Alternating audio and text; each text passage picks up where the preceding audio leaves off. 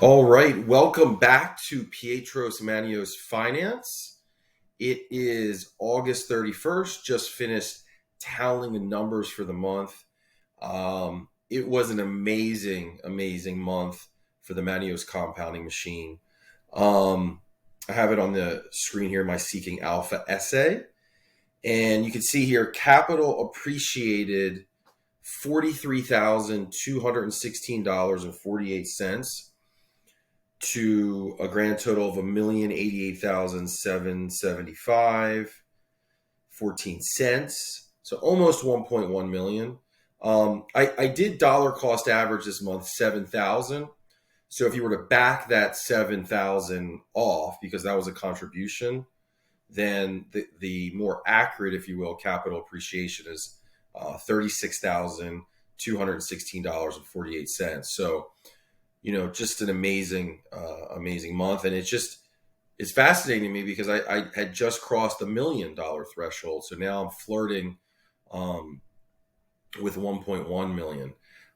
So while that $43,000 number is impressive, what I actually want to talk about is the secret to getting really, really rich. And no, I'm not going to sell you a course on the secret to getting really, really rich. But to me, the secret to getting really, really rich is not sort of bragging, if you will, or showcasing this $43,000 number. It's actually a very different number.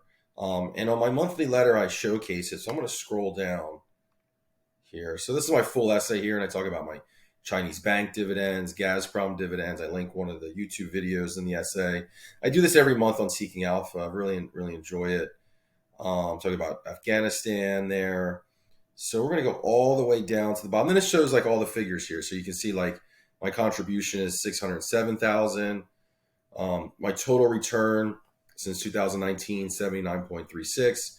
My compound annual growth rate, and that is one of the most important numbers. It's not the number I'm going to get to, but it's one of the most important numbers in investing.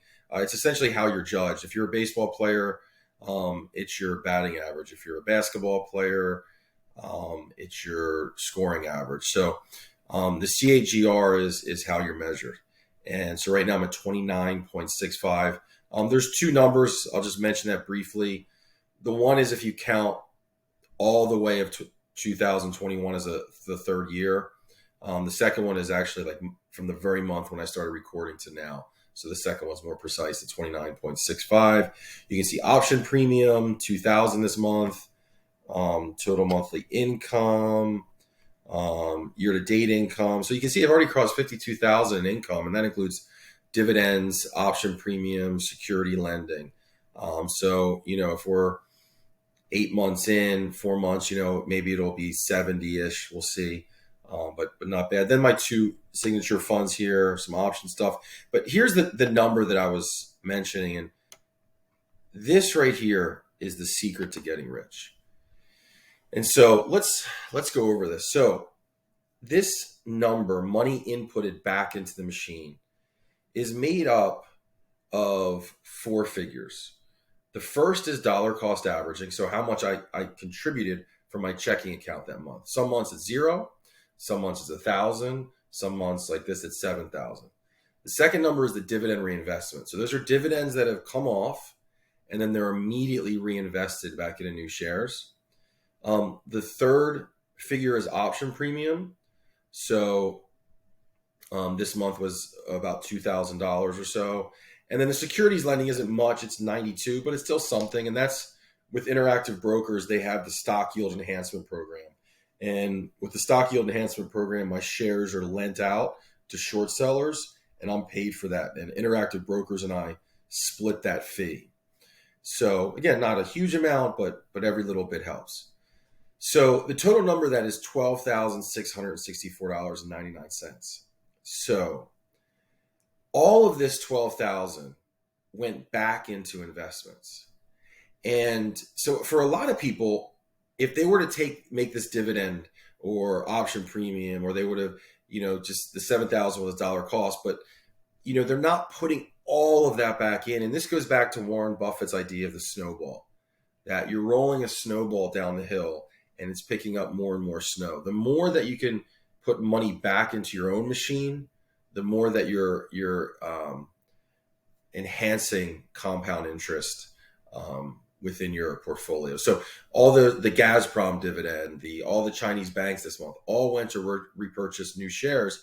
So next year when Gazprom gives a dividend, I own now more shares, another $1,000 or so more of Gazprom for that next dividend. And that's just how you get really, really rich. I mean, we can kind of tease it out here on a compound interest calculator, just to kind of show you the power of reinvesting dividends and option premium and dollar costing. So it's approximately 12,000, right? So that would be $144,000 a year. Now, for those of you who follow my essays, most months aren't 12,000. A lot of months are, 4, 5, 6,000, which is more normal. This month is 12 because the Gazprom and Chinese bank. But let's just say over time, then it ends up being about 12,000 every month back into the machine. Well, that's approximately 144,000.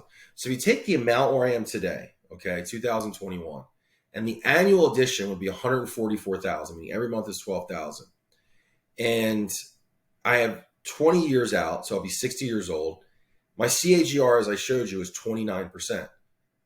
It's $280 million. $280 million. So nothing to laugh at there, right? Now, again, you could attack this if you wanted to from a couple ways if you're a cynic. The first would be, well, it's not likely you're going to do 12,000 every month between dollar cost, option premium, so on and so forth. That's probably true.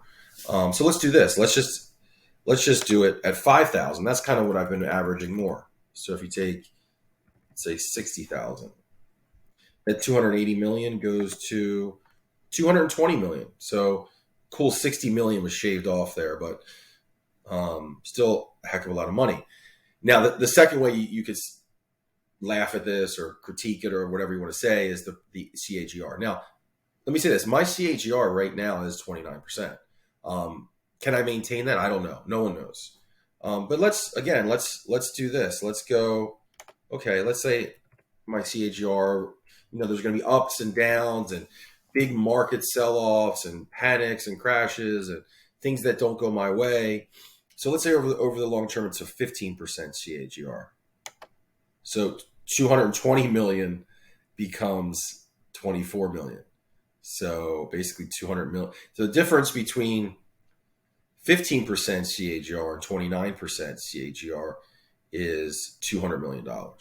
So this is why I always go back to CAGR. And this is why when I mention these investing legends, these titans, if you will, the Carl Icahns, the Peter Lynch, the John Templeton, the Warren Buffett, the Charlie Munger, all these guys, Monish Pabri, he calls himself Mr. 26%, is basically when you compound in that 20 to 30% range, over the long term, you just get phenomenally rich. So let's actually do this. Let's bring it back to the 144,000.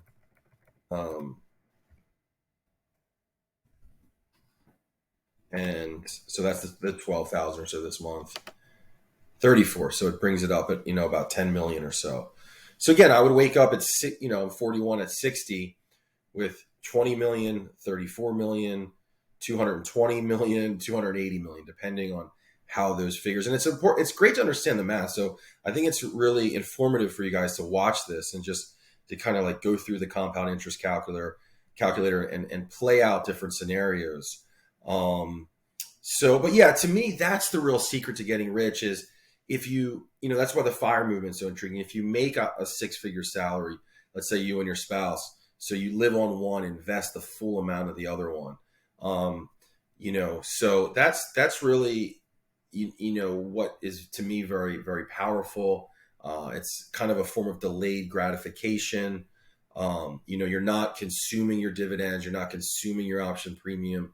You're plowing that back in. So that's pretty much it for today. I just wanted to showcase the $43,000 month. The other point I'll make, and I make this point often, is, the beauty of being a capitalist as opposed to a worker. I did zero work, if you will. I mean, look, I do a ton of research, right? But once I've allocated this capital, it's allocated. I didn't trade time for dollars. Like, I didn't go to a job and collect a $43,000 check this month. I didn't sell anything to anyone. Like, I don't have an e-commerce business on Amazon. I don't I'm not an anesthesiologist or something, right? Honestly, I spent the last 10 days shoveling horse manure in my garden for my Castelluto Genoveses, my Cherokee Purples, my Jimmy Nardello peppers. So I basically played in my garden all month and made 43,000. Now you have to have the capital for that to happen. You have to get to that point. And so again, maybe to get to that point, you're gainfully employed. You're investing 60% of your income instead of the traditional 5 to 15%. But once you get there, your money makes money, and then that money makes money on that money, and then that money makes money on that money, and so on and so forth, right? To infinity. So that's another final point I wanted to make is that, the absence of labor, the absence of effort. So like when you're young, people say, oh, work hard, you got to put in the hours to get ahead. And again, maybe in the beginning that is or can be true. But once you accumulate capital, you just need to master capital allocation, and it's game over. So, and it goes the other way too. Look, in March of 2020, there were months where I was down 43,000, 70,000. But the other thing with that is the more capital you accumulate, even in sell-offs, you're still in a good position. So for example, let's say I get to $2 million, okay? And my account declines by 50%. So I'm still at $1 million. If I'm at 10 million and it goes down 50%, I'm still at $5 million. So, so it's hard. It makes you, there's a philosopher, essayist, Nassim Nicholas Taleb. The more and more capital you accumulate, I feel that it makes you more anti-fragile, just from the sheer amount of it. Maybe someone could argue with that. Maybe Taleb himself would argue with that, perhaps, who knows? But yeah, so that's basically it. Any feedback, questions, be happy to get into that. Over 260 subscribers now, growing every day. Appreciate all the attention. Take care. Ciao.